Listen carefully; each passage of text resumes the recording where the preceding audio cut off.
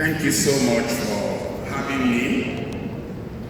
It's an honor and privilege to share my experience with great minds like you. I'm supposed to speak on financial wellness for lawyers, stressless, earn more, live better. What is the ultimate aim of this topic? It is for you to be financially independent. This is my third child. He has a PhD in computer science. And he came for my 40th marriage anniversary, which was on Saturday. He came with his elder brother, who is an orthopedic surgeon in Germany, and my last child, who has a cleaning company. I told them, don't send me money to celebrate my own marriage anniversary. It is my marriage anniversary. And I paid for everything. I never knew that romance was better with finance. For every major event we had before now, I will quarrel with my wife. But this time, as I was just writing the checks freely, there were no quarrels. So financial independence, and then financial freedom. I don't need to go to work. I'm 66. I don't need to wake up to go to work. I chose to come here now, not because of the honorarium you give me. For every lecture I give is ₦1 million. If you are not ready to pay, I don't come. But because these are lawyers and I will need you because I look for trouble a lot, I decided to come. Financial freedom. I don't need my children to take care of me. So you must have financial freedom. But there is hardly stressless wealth, particularly if you come from a background like mine, whose father was a refuse collector. Now, there are two types of stress. There is distress, the kind of stress that affects your health. And a lot of lawyers pass through distress. I went to the office of my friend, a senior advocate. He should be in his 70s now. He was still sitting down, hunched over his table, with about 6 or 7 people sitting there, talking about problems to him. I can't imagine myself at that age doing that. I couldn't have imagined myself practicing medicine to this age. When I saw my professors of medicine in the University College Hospital, Ibadan, I was 25 in final year. I told myself I didn't want to be like my professors. I wanted to have financial freedom. On my 66th birthday, I toured the UK, England, Scotland, Wales, and Ireland with my money. And by the time I came back, I gifted myself 80 acres of land. Because training children is not a good retirement plan. This one is married to a white lady. When they start kissing white ladies, they don't remember you. His elder brother is married to a German lawyer, so I'm not looking towards them for my well-being. I have invested in such a way that I don't need to work at this age bracket, and I don't need to depend on any person. And for you men, those of you who have been listening to me, when you reach this age bracket, and this idiot in between your legs, when it becomes non-functional, it is the only creature that has a head but no brain. It's the only thing that eats. When it is satisfied, it vomits. When you become somebody like me that is a 2-minute man, I'm the only certified 2-minute man. If you don't have money, you are a second option in your house. But you need stress. The stress that will motivate you to follow the Maslow's pyramid of motivation. The base of the pyramid: food, shelter, clothing, sex, and then you go to security, sense of belonging, and then self-actualization. That kind of stress is eustress. But when you come from, I just said, when you come from a poor family like mine, you are not only trying to look for money, you are trying to break the backbone of poverty. Poverty is a great wrestler, very great wrestler. I finished medical school and I went with my classmate who I stayed with in Braintree in the UK to visit his father who was a lawyer. And he asked me, they introduced me, Daddy, meet Dr. Charles Apoki. And the man spoke in Yoruba language. When one man mono, Onyebu Papagi, he wanted to know my pedigree. And my father was a refuse collector.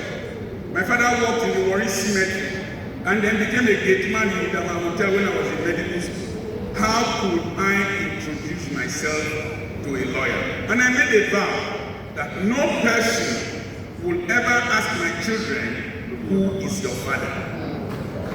And so, because of that, I had to do several things. And you need to, when you come from that kind of background, there's a problem with professionalism. Barrister, Okoye, that is your status.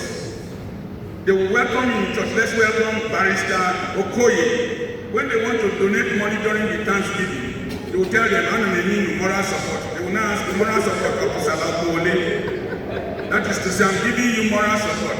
How much does moral support translate to? When you see lawyers with old coats, worn out shoes that are eating alignment, the tendency is that you might not even get clients. Because I know humanity. God looks at the heart, but man looks outward. You see, sometimes you need to get insults to get insight. And I had a strong anger that never again. And so because your status will be different from your state. And people will tend to label you with your state instead of your status. You know that lawyer who know the pay house rent. Blind Bartimaeus, even Simon the leper, after he was healed, they were still calling him Simon the leper. He did not change his identity. My wife always says, don't let people meet you where they left you. Don't let the description of your background become your label. So, one of the things you must learn to do is that this coat you are wearing will not bring money. It will not bring money. You must learn some basic principles. That number one, money must be made. You must know how money is made. Number two, you must know how money is multiplied. Number three, you must know how money is maintained. Number four, your money must generate momentum. You see, your certificate should not be the circumference of your destiny. That is, I'm a lawyer. No. Every person introduced here, they will introduce multifacetedly, multidimensionally. But my Nicosima, Radio Rivers Stereo, FM Stereo said, rat when get one hole, you know they live long. And so you must make sure that you have multifaceted ways of generating money, making money, multiplying money, maintaining money, and making your money generate momentum. I now employ this doctor. He was the first Nigerian to work in one Israeli firm in Romania.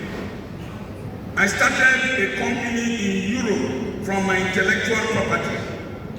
Today, he resigned his job with his PhD. He works in my company, managing my brain. We have diversified into real estate in Europe so that we can have Airbnbs that will be generating foreign currency on a regular basis. We have multiplied it, we have used it to generate momentum. Number one, income is a spring while wealth is a lake. I have a lawyer, thank God for the 10% increase now in for deed, but some will still be foolish. He was doing deeds for me, madam, listen. He was doing deeds for me, and from doing the deeds, I started buying more land. From the agency fee I was getting, I started buying more land. Today, if we start tracking in my real estate by 9, we will eat lunch by 12, by 4 p.m. we will not reach end of half. I was gradually taking the income that was coming, I was multiplying it, I was giving it momentum. You see, one problem with you lawyers is over comparison. You'll be looking at the car, the other one brought to court, looking at this and looking at that. We, life now per head, we come from different backgrounds. One day we will answer our father's names. So you must know where you come from. When you are generating income, there are key issues you must learn. There are different types of money. There is dead money. Dead money is the one we used to do Dorime, Ameno, VSOP, blood purifier. That's when they do that. A stupid person will say, we shut the bar down on Friday, it is still open on Saturday. It is your money that is gone. So you have dead money. Then you have non-living money. Then there is living money. Money is the living money is the money that will keep replicating itself. Like real estate. Then there is eternal money. My father-in-law, late grandfather-in-law, still sends money to my wife from the land of the dead. He had a property, an MTN mast landed on the property. So periodically, MTN will bring 15 million. They will share to the grandchildren. A righteous man leaves an inheritance for his children's children. Any of my children born in Europe, I give that child a startup capital of $1,000 from Nigeria. My grandfather-in-law is still sending money. The last one he sent, 2.5 million bought with my wife's hand. We inherited a self-contained apartment from my wife's maternal grandfather, and we used that to renovate it. My children's children will collect rent from there. There is this woman, Morayo, in TVC. One time she received dividends from her grandfather's estate, and she announced it on television.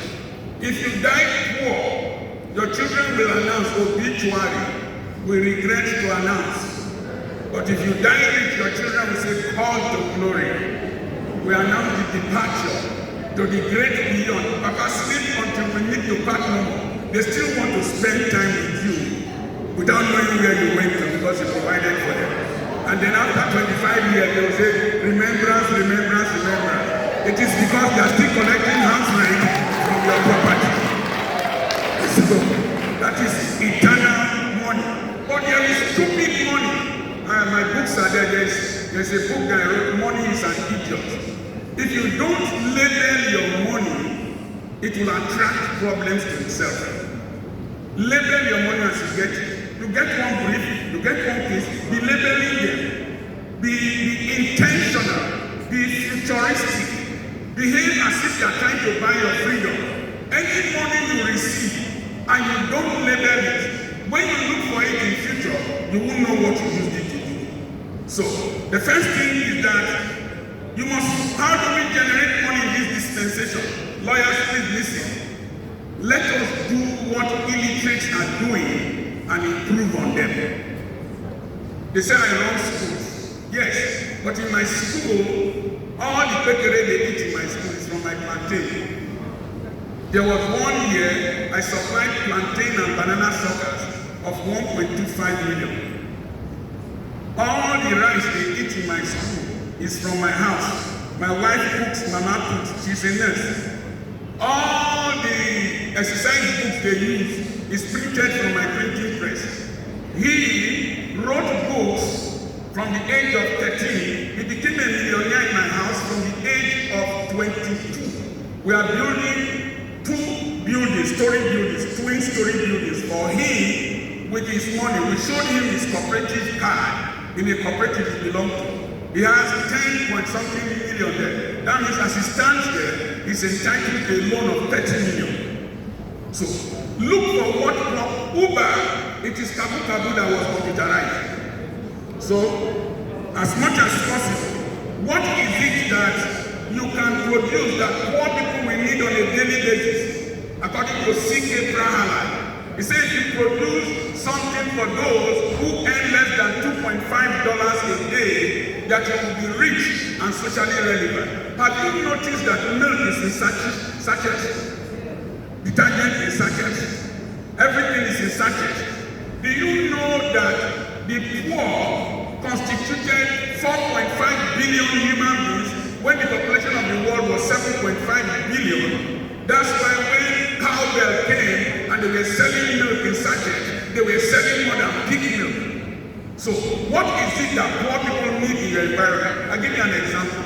With 200,000 naira and a POS stand, you can make 8,000 naira daily.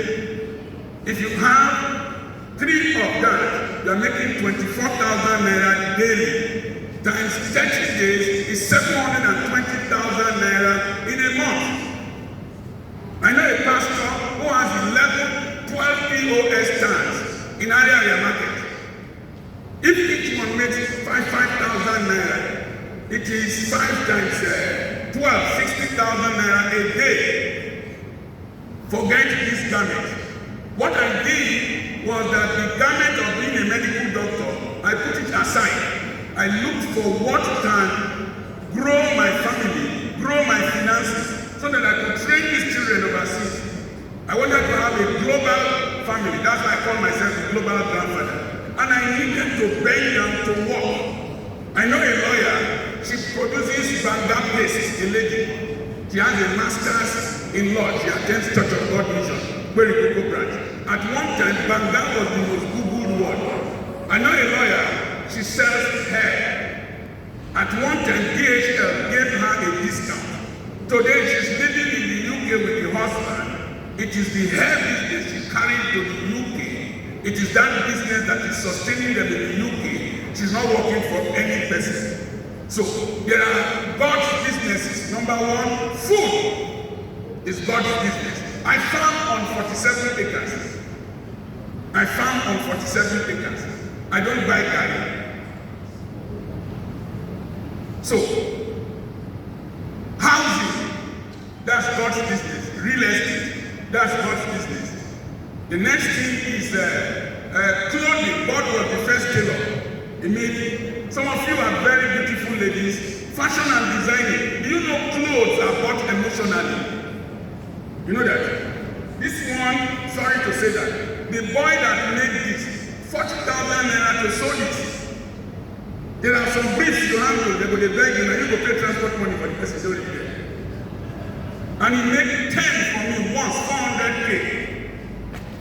So, some of you are gifted. I know lawyers that make sweaters, ladies, sweaters, pullovers. Do you know how many pullovers we buy in my 2 schools? Do you know how many schools buy pullovers from the same person? Do you know how many people make uniforms from the same woman? She doesn't need to sew. It is cheaper to rent intelligent brains in a country like Nigeria than doing it yourself. So what is it that is God's business? Food. My lawyer had an oil mill at one time. My lawyer is onto haulage. He carries bottles for bitter glass. He has 5 trailers. Horse bottles. And he makes money. So, the base of the pyramid business, focus on it and you will make money. The poor are the source of the wealth of the rich. So what service can you render? What service can you render? What solution can you render? Reduce stress for people. We have a transport system in my school.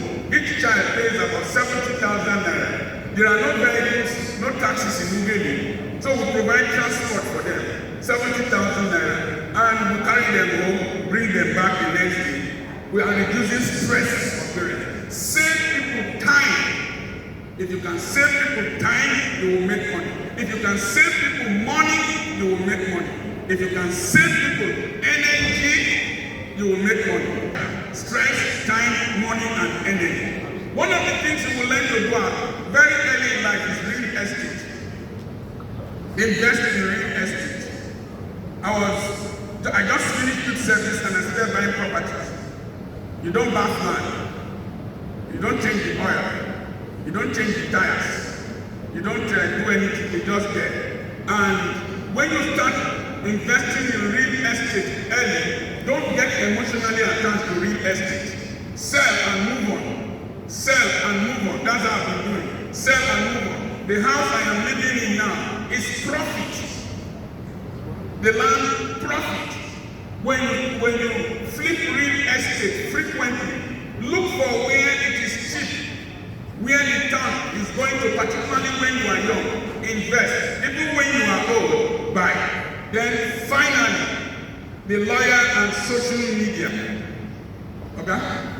When the value of the naira started falling, two things. When the prices of commodities started rising, my wife was complaining, and me, I joined the complaint. God told me, don't complain. He said, just render more services, have more products. As people increase their prices, increase your prices. And recently when I said, I told my wife, they won't plan to against people. He said, they can lift my people from here. He said, I need prices of things go up, but I need to increase prices of my things. When they leave my people for me. Then, God told me, He said, don't complain about dollars. He said, make more dollars. How? He said, you have a YouTube channel. I was paying somebody in Europe, and the channel was not bringing money. I asked God, why am I not getting money? He said, when you go to a wedding, you eat icing on the cake. I said, no. He said, what do you eat? I said, the content of the cake. He said, you are a content creator. Create what people will eat. And so I stopped all those Dr. Charles, Apoki, I stopped it. I did a video inside the wheelbarrow. I did another one on the back of my truck, Hillox truck. And Total called me to come and give a lecture to their directors. And I told them it's $1,000 for the lecture. They said, we are paying for your flight, we'll pay for a go hotel for you. And they came to a certain price. Boy, I was happy. And they booked the flight. I got to Lagos. There are two Nigerians in this country. There is the Nigerian people I now belong to. And there is the one with the Talakawas belong to. I got to Lagos Airport. I sat in the vehicle refused to move. I said, why? He said, I'm not fastening my seatbelt. So I fastened my seatbelt. Then I heard behind me, woo! You know, I'm from Otokotu. My wife is from Apoki. I heard you,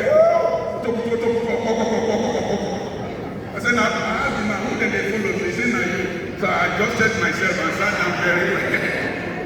From social media in the bush, I have gone globally. I earned in foreign exchange. I got to London City Airport. A policeman saw me, said, Dr. Charles, sir, many people don't know about wills. About wills. So just start teaching about will on social media. Many women don't know that the doctor and Mrs. Apoki Charles on a legal man on a deed can exclude Mrs. because any person can become Mrs. You don't, most women don't know. Are you following me? Most people don't know how a trust is established. Kilo is a trust. Rolex is a trust. With all these taxes coming up, no lawyer is settling their outstanding. Thank you. So you must know how to bring the legal service into the social media space. He just caught 30 seconds for one video I did. 2.something million views. I was in Switzerland. They were pursuing me in the street. Dr. Charles Apoki, financial magazine, 2-minute man, social media. If you are not in the social media space, you are like a man winking to a girl in the dark. Only you know what you do. People don't know what you do. God bless you. Please, if you enjoy that, please make it louder.